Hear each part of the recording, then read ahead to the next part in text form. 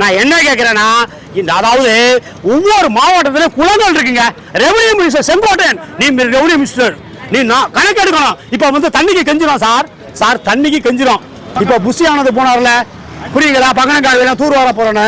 அதனால இந்த ரெவன்யூ உள்ள குளங்கள் நீர்நிலைகள் எல்லாம் மொத்தம் கணக்கு இருக்குது, அதை ஃபாலோ பண்ணுங்க.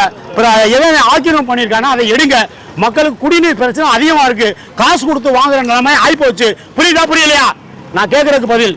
தண்ணி மேலாண்மை யார்? நீர்வளத்துறை அமைச்சர் புஷி ஆனந்த். நீங்க சீமானை பத்தி வந்து இவ்வளவு பெருசா சொல்லிட்டு இருக்கீங்க, ஆனா அவர் யார்? எம்பியா எம்எல்ஏவா அப்படின்ற நெவர். பப்ளிக்கா சாதாரண ஆள்லாம் பொது பிரச்சனை கேட்பான். 100 சீமான் 1000 சீமான் வருவான், மாற்று கருத்து கிடையாது. அவராலே கேட்கிறாரு. அவர் இல்லைன்னா பேனா வச்சிருப்பா, 81 கோடி பேனா வச்சிருப்பாயா? சீமானை இருக்கிறனால மத்திய அரசு வாழை சுருட்டிக்கிட்டு இருக்கு. நல்லா கேட்டுக்கோங்க, இன்னைக்கு சொல்றேன். அவர் கட்சி கிடையாது, அவர் கொள்கைக்கு பின்னால 20 லட்சம் பேர் இருக்கும்.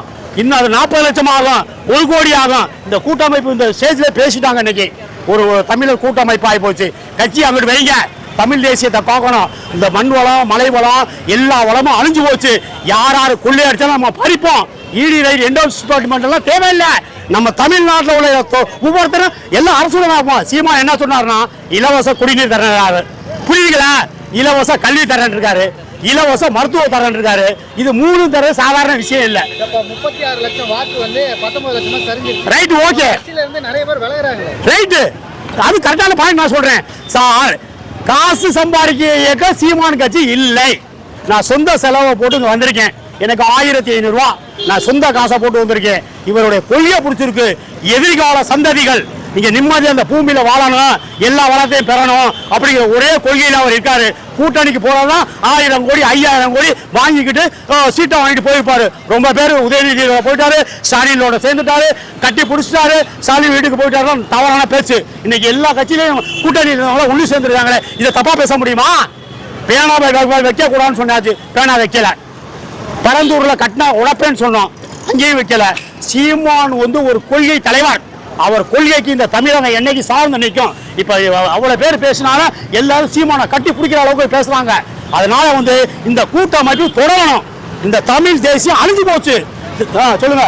நடந்த சட்டசபை கூட்டம் பாத்தீங்கன்னா பேசுனதை பத்தி என்ன நினைக்கிறீங்க? அதை பத்தி எல்லாம் பேச வேண்டிய வேலை இல்லை சார். சட்டசபையே இல்லை சார். உண்மையான மேட்டு எதுவுமே நடக்கல. தப்பா பேசுறான், தேவையில்லாம பெண்களை அசிங்கமா பேசுறான், ஆட்சி முறையை பத்தி பேசுறது இல்ல, நாட்டு நிலமரத்தை பத்தி பேசுறது இல்ல. இவங்க போட்டி போடாமக்கு ஆட்சி போயிடுச்சு அப்படின்னு அந்த காட்பூர்வ பேசுறது நமக்கு செல்லாது. நம்ம வெளியே இருந்து அவங்களே செய்யணும் சார். அரசு செய்யக்கூடியதை இன்னைக்கு அரசியலுக்கு அப்பாற்பட்டு யாரும் எம்எல்ஏ கிடையாது. எல்லாம் ஒரு இயக்கங்கள், சாதாரண இயக்கங்கள் வச்சுருவாங்க. இது பெரிய அளவில் வரும். நம்ம தேசத்தை காக்கணும். நம்ம குடிநீர் பிரச்சனை இருக்கு, 1000 பிரச்சனை இருக்கு. இதெல்லாம் சரி பண்ணணும். வேற என்ன கேட்குறீங்க? அவ்வளோதான்.